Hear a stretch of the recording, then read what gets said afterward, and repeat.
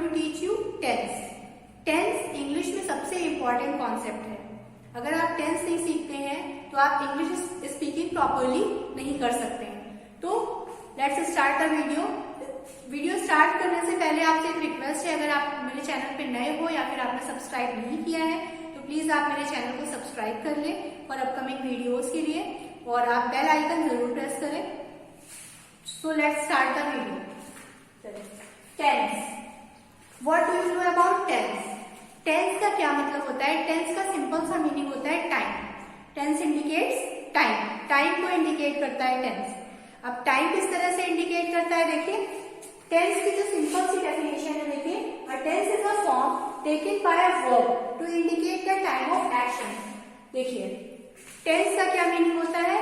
Verb में जो भी चेंजेस होते हैं, यानी वर्ब में जब भी चेंज होता है, यानी पास्ट में है, प्रेजेंट में है या फ्यूचर में है, ये अगर आपको पता लगाना है तो आप वर्ब से ही पता लगाते हैं कि sentence is in the present, past और फ्यूचर।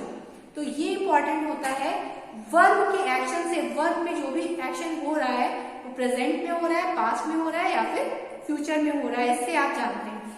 देखिए there are mainly 3 types of tenses. 3 तरह के टेंस होते हैं। कौन कौन से? Present tense, past tense and future tense. There are mainly 3 types of tenses, present tense, past and future tense. देखिए देयर आर 4 सब टाइप्स ऑफ टेंसेस। 4 सब टाइप्स होते हैं टेंस के। देखिए indefinite tense, continuous tense, perfect tense and perfect continuous tense. देखिए इसमें present tense क्या होता है? देखिए the verb that refers to the present time. ठीक, that refers to the present time, जो प्रेजेंट टाइम को रेफर करता है। प्रेजेंट मतलब होता है वर्तमान, ठीक है, जो अभी इस टाइम पे जो भी चीजें हो रही है। जैसे अभी क्या हो रहा है, I am teaching in the class, मैं क्लास में आपको पढ़ा रही हूँ। What are you doing? You are listening to me. तो इस तरह के जितने भी सेंटेंसेस आप क्या कर रहे हैं, मुझे सुन रहे हैं, you are watching my videos, मेरे वीडियोज को आप देख रहे हैं। तो अभी प्रेजेंटली आप जो भी काम कर रहे होते हैं, प्रेजेंट में जो भी काम किया जाता है वो प्रेजेंट में जाता है, यानी प्रेजेंट टेंस उसको कहते हैं। प्रेजेंट में जो भी वर्क किया जाएगा वो आपका प्रेजेंट कहलाएगा। ठीक, जैसे मैंने कहा आई राइट दिस लेटर, मैं लेटर लिखती हूँ। ठीक, I play in the field, मैं मैदान में खेलती हूँ। तो ये क्या है? प्रेजेंट टाइम की बात की जा रही है। If we are talking about present time, present time की अगर बात की जाएगी तो क्या होगा, किस तरह का टेंस होगा? Present tense. Next is past tense. Past tense, देखिए the verb that refers to the past time. क्या है? That refers to the past time. जब आप पास्ट टाइम की बात करते हैं, ठीक है, जब आप पास्ट टाइम की यानी कि जो बीत चुका है उस टाइम की अगर आप बात करते हैं तो क्या होगा, किस तरह का टेंस होगा? एक तरह से पास्ट टेंस कहलाएगा। नेक्स्ट देखिए फ्यूचर टेंस। ठीक, फ्यूचर टेंस में क्या है? The verb that refers to the future time is said to be future tense. Future tense वो होगा जो कि बीत चुका है, ठीक, जो कि आने वाला है, ठीक है, भविष्य में जो भी होने वाला है, जो भी चीजें होने वाली है, तो उसके लिए आप क्या यूज करेंगे? फ्यूचर टेंस है। ठीक, अब देखिए एक बहुत सिंपल सा यहाँ पे डिफरेंस देख दिया है। आई राइट, जैसे मैंने लिखा है यहाँ पे आई राइट दिस लेटर, मैंने ये लेटर लिखा, I write this letter, I wrote this letter yesterday. ये पास्ट टेंस में जाएगा, I wrote this letter yesterday, मैंने कल लिखा था। कोई भी पत्र जो है या लेटर मैंने कल लिखा है, तो इसीलिए ये क्या है? पास्ट में चला गया। उसके बाद I will write this letter tomorrow, मैं कल लिखूंगा, मैं कल एक पत्र लिखूंगा। ठीक, तो इस तरह के जितने भी सेंटेंसेस होंगे, यानी कि आपका प्रेजेंट, पास्ट और फ्यूचर तीनों में मैंने यहाँ पे बताया हुआ है कि I write this letter, I wrote this letter yesterday, I will write this letter tomorrow.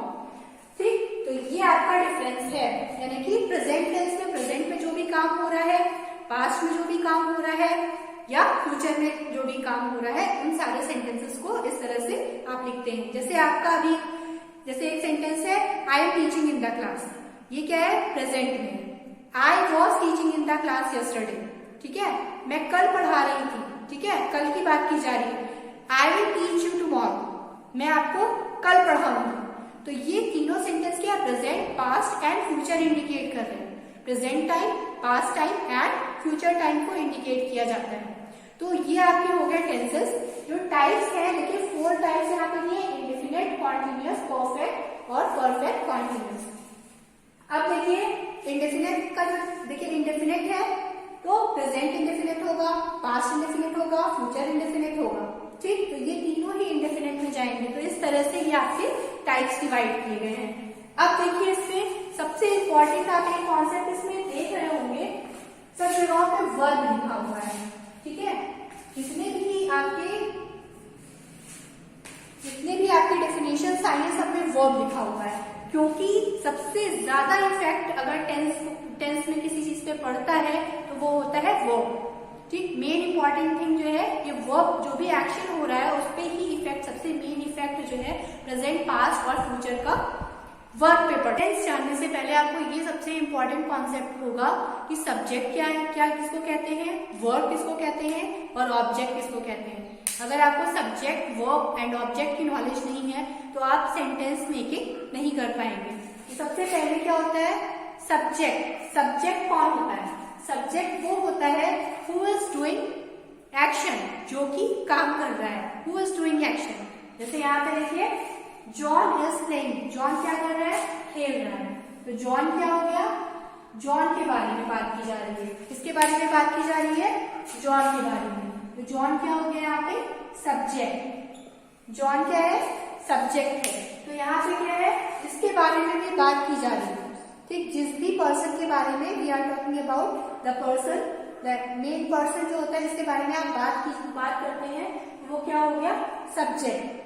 ठीक, जिसके बारे में बात की जाती है वो क्या है, सब्जेक्ट है। जैसे यहाँ पे सब्जेक्ट क्या है, जॉन। नेक्स्ट देखिए verb, action done by the subject. जो भी काम, जो भी वर्ब, जो एक्शन मैंने बताया था वर्ब का मीन्स होता है वर्ब। तो जो भी काम या जो भी वर्ब सब्जेक्ट के द्वारा किया जाता है, ठीक है, जो भी काम सब्जेक्ट के द्वारा किया जाता है वो क्या हो गया, वर्ब। जॉन क्या कर रहा है, जॉन इज प्लेइंग, क्या कर रहा है, खेल रहा है। जॉन इज प्लेइंग, तो ये प्लेइंग क्या हो गया, ये है वर्ब। वो क्या कर रहा है, खेल रहा है, इसको आप एक्शन भी बोलते हैं वर्ब। ठीक, क्या कर रहा है, John is playing, John cricket खेल रहा है। नेक्स्ट है object, with whom the subject is doing action. किसके साथ वो वर्क कर रहा है, किस चीज के साथ वो खेल रहा है या क्या कर रहा है, किसके साथ। देखिए जॉन इज प्लेइंग क्रिकेट, यहाँ पे ऑब्जेक्ट देखिए, John is playing cricket. Cricket क्या हो गया, ऑब्जेक्ट। क्रिकेट गेम है जिसको कि वो खेल रहा है। तो यहाँ पे क्या है, किस चीज के साथ वो वर्क कर रहा है, किस चीज के साथ वो काम कर रहा है, क्रिकेट। अब जो ये बचा है आपका इन द फील्ड, ये क्या हो गया, rest of the sentence. Rest बोलते हैं, कॉम्प्लीमेंट भी बोलते हैं, तो रेस्ट ऑफ द सेंटेंस है। अब देखिए जॉन सब्जेक्ट, देखिए जॉन क्या है, सब्जेक्ट जिसके बारे में बात की जा रही है। क्या कर रहा है जॉन, जॉन इज प्लेइंग, क्या कर रहा है, प्लेइंग। क्या खेल रहा है वो, cricket. Cricket is an object. Playing क्या है, खेल रहा है। तो ये क्या हो गया, आपका वर्ब है। इन द फील्ड क्या है, रेस्ट हो गया।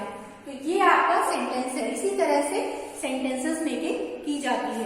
तो आपको ये क्लियर हो गया होगा। मैं पत्र लिखती हूँ, आई राइट अ लेटर। मैं एक पत्र लिखती हूँ, आई राइट अ लेटर। आई क्या हो गया, सब्जेक्ट। राइट क्या है, वर्ब। A letter object. अब इसमें देखिए मैं यहाँ पे क्या है, सब्जेक्ट है। लिखती हूँ क्या हो गया, वर्ब है। और पत्र क्या है, ऑब्जेक्ट है। इससे आपको समझ में आ रहा होगा कि हिंदी में पैटर्न सब्जेक्ट ये है। देखिए हिंदी में ये पैटर्न आता है और इंग्लिश में आपका ये पैटर्न आएगा, सब्जेक्ट वर्ब ऑब्जेक्ट। और हिंदी में क्या होता है, subject object then verb. Verb सबसे लास्ट में आता है। वर्ब की पोजीशन हिंदी में सबसे लास्ट में होती है और इंग्लिश में बिल्कुल सेकंड नंबर पे सब्जेक्ट के बाद वर्ब आता है। ये क्लियर हो गया होगा आपको। चलिए नेक्स्ट है आपका प्रेजेंट इंडेफिनिट।